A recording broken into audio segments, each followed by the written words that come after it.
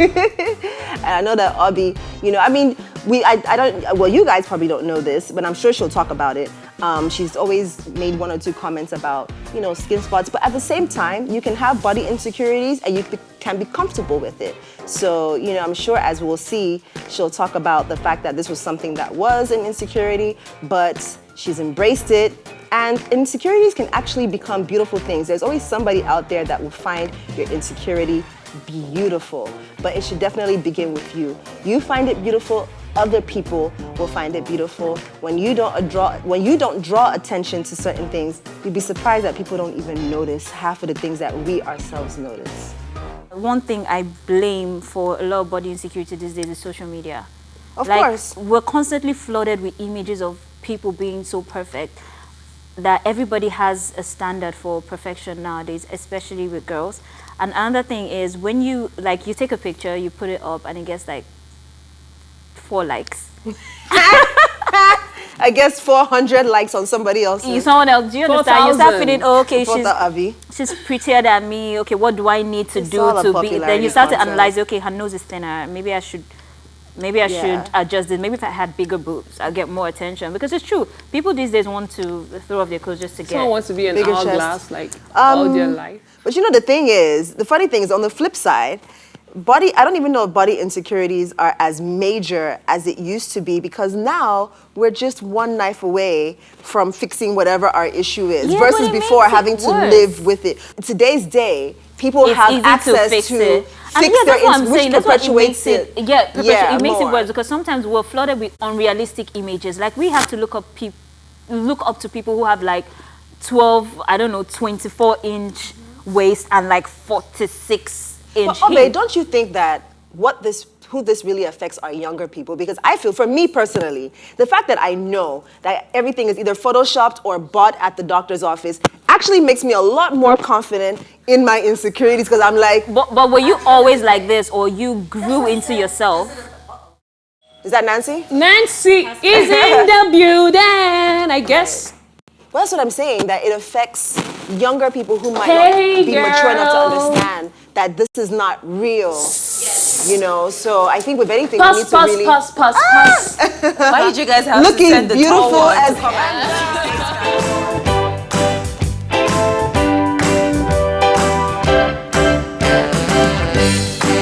Thank you. But she's looking good, like you're glowing. Yes, you are looking lovely. Thank you so much. You guys look lovely too. Thank you. Insecurities here. I know, like I'll be so... Oh yeah, great. So let's talk. Okay, so we're talking about insecurities and, you know, how people alter themselves, have surgeries, you know, just to fit into what society thinks is more acceptable. So what do you think about like people lightening the skin? Or body insecurities in general? Yeah. Well, if you shine light on skin lightening, I just feel like, first and foremostly, it's a personal decision. I have no problem with anybody saying, okay, this is something that is going to suit me.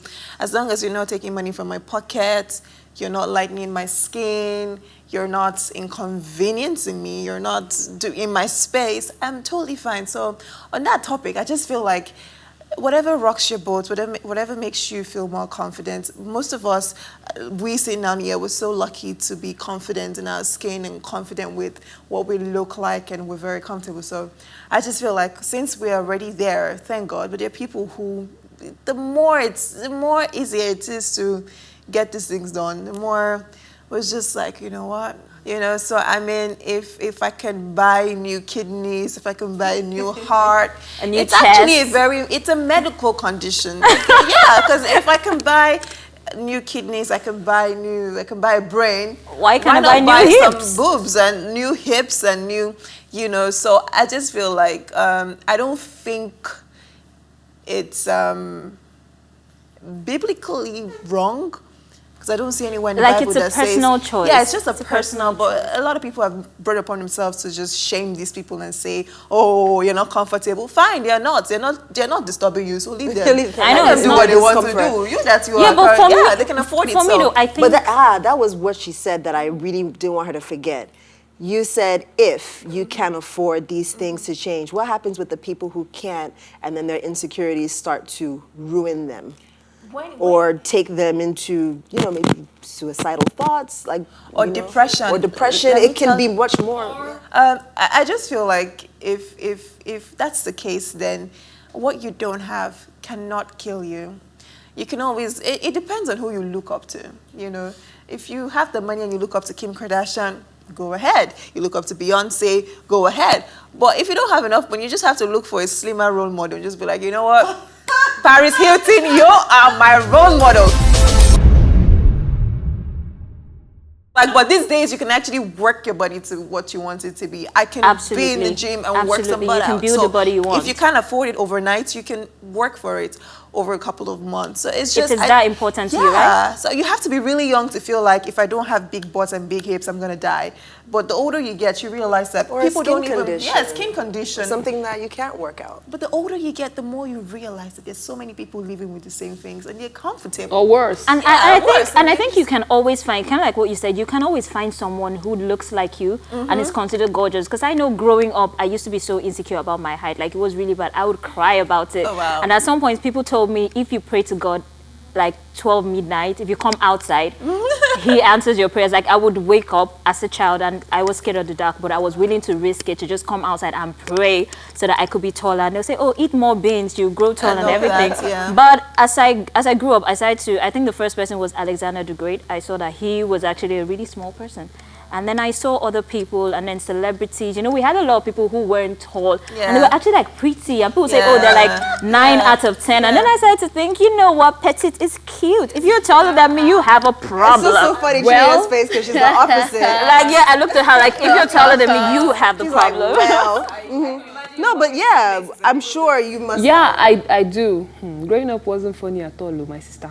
Let me come down to our English. And please, when did you hit your height, your tallest height, at what age? So you can tell us. Please don't do that to me. I might still be growing, Serious? Okay. How was it for you growing up, though? How did you... It wasn't funny, my sister. I went to school in the East, and at some point they'll say, hey, Ogolo. What does that mean? Like Tolly. Hey, when we're doing maybe 27th May, Children's Day, it'll be like, stand at the back. Obviously, without being told, you just have to go, because before they'll start harassing you, they'll be like, what are you doing here? Go to the back. Are you not the tallest? Exactly. Do you understand? So at some point, I'll feel like I had to go tell my mommy, thanks to my mama, I had to go tell her, mommy, why am I tall? Why am I tall? And mamas, and the way they support their girl child, don't mind them. Is anybody taller than in their family? Is anybody that tall in their family? Don't mind them at all. Don't worry. And that she gives me my confidence back. I'll be like, okay, I'm one tall girl and I know that and I love it. Did you model at some point? Yes, I used to. You must monetize your gifts. I used to. Yeah, you must definitely. monetize your gifts. I used to model. Whatever is used, I feel like whatever is used against you, you must use it. And I'm so grateful for this 21st century media and how everybody is coming up, and the dark-skinned ladies are coming up and saying, and then now there's even a term, people with it's vitiligo. It's like melanin queen, and now it probably even the light-skinned girls are now jealous of the oh my god, I can't even be melanin, Yeah. So I feel like melanin, of course, is we all have melanin in our skin. You don't have to be so dark to be called that. So I just feel like these days, the media is slowly, just like the natural hair. And I tell people, relax, trends come and go. Do you. Big bum, boobs, give it another 15 years, skinny will come back. Give it another 15 years, big stomach will come. You will be shocked. It just takes... it won't work anyway.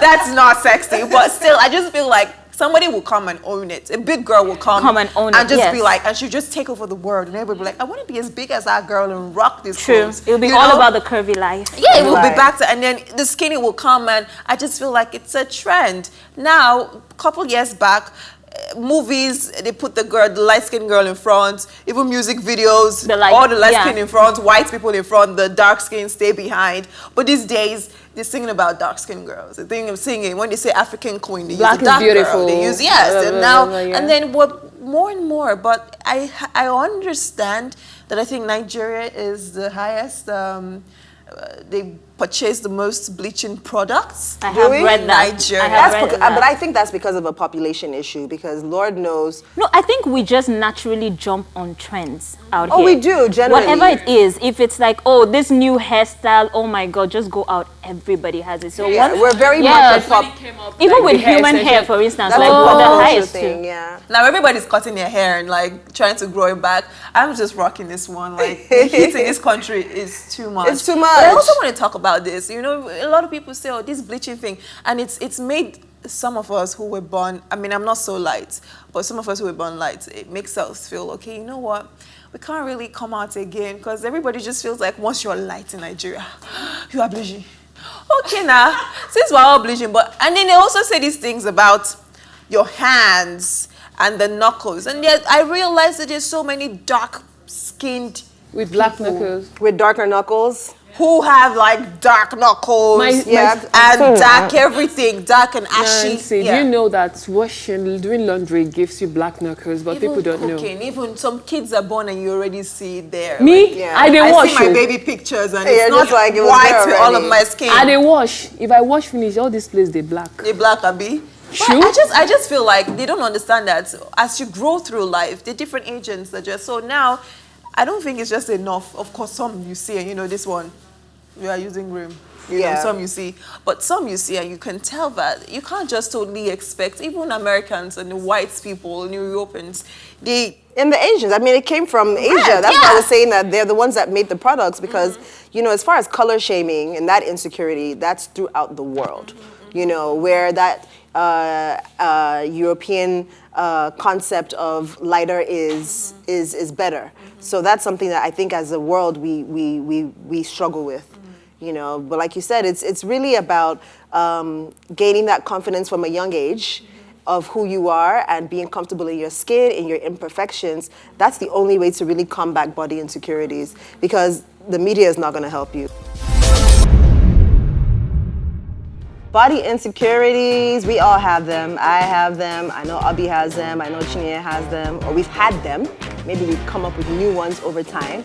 And we got Nancy in the building, and you would think she has no insecurities because she's absolutely beautiful, but as we're hopefully about to find out, you know, I'm sure she might have one or two that we didn't even know about. And if anything, all these things we're saying about, you know, these movements are birthed because of body shaming. They're birthed out of, before all the advent of TV and social media, it wasn't as much because everybody was in there. You don't have to see the next man. But now that we have to be plagued with it everywhere, TV, iPad, everywhere we go, there's, you know, other people have to rise up and say, well, you know what? Don't let all of them shame you. You know, dark-skinned sisters unite. Kinikon unite. Because we have to look out for the younger generation who, at the end of the day, is going to grow and be confused. Exactly. You know, and if I can, with my kids, I'll try as much as I can to control what they watch and you have to on social media. That's why, I mean, one of my fan pages is owned by a 13-year-old, and she just clocked 14.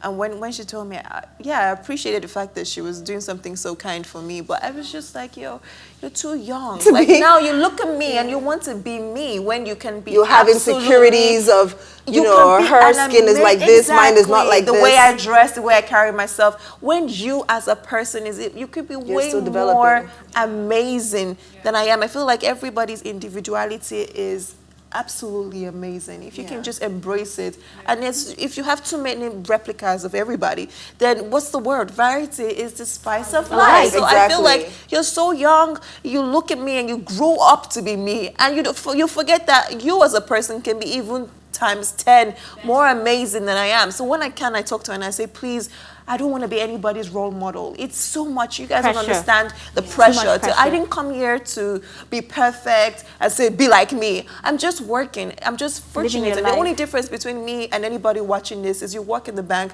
I work on TV. That's the only difference. But you guys put this stereotype, celebrity, fans, celebrity, fans. And then you now make us feel like, no, I won't even let anybody put me in a box. I'm just a human being who works, and I have found my passion to be working on TV and entertaining people.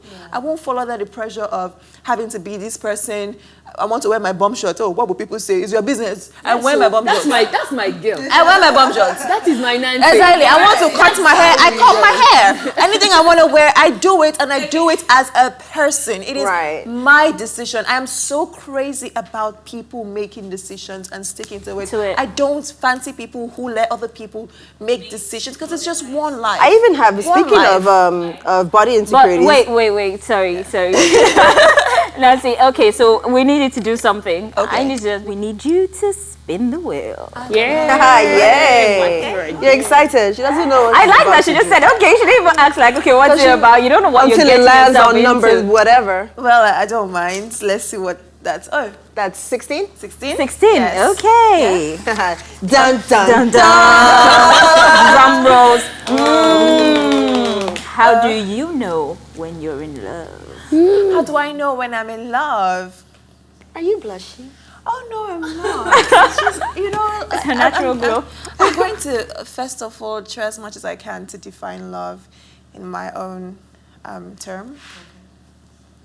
I just feel like these days, love has been watered down.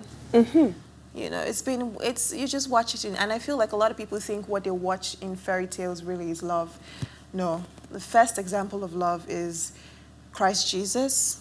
You know, so I feel like love dates back to the unconditional love that we all find in our religions.